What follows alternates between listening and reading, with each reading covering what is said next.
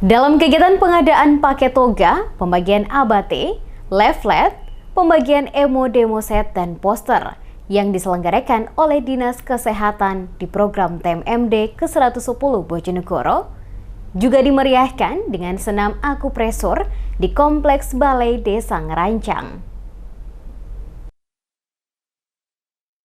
Kegiatan pengadaan paket toga, pembagian ABT, leaflet, pembagian demo set dan poster oleh Dinas Kesehatan Bojonegoro dimeriahkan dengan senam akupresur di Kompleks Balai Desa Ngerancang.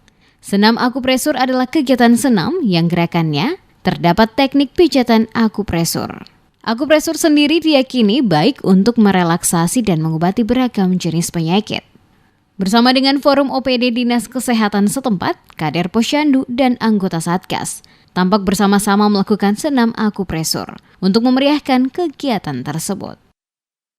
Ikut kegiatan senam akupresur untuk pijat-pijat biar itu lansia nggak pusing-pusing, itu juga pegal-pegal itu. Lancar, alhamdulillah nggak lupa itu gerakannya. Senang bisa senam bersama kabupaten. Seperti biasa, saat berlangsungnya kegiatan, protokol kesehatan tetap dilaksanakan dengan ketat.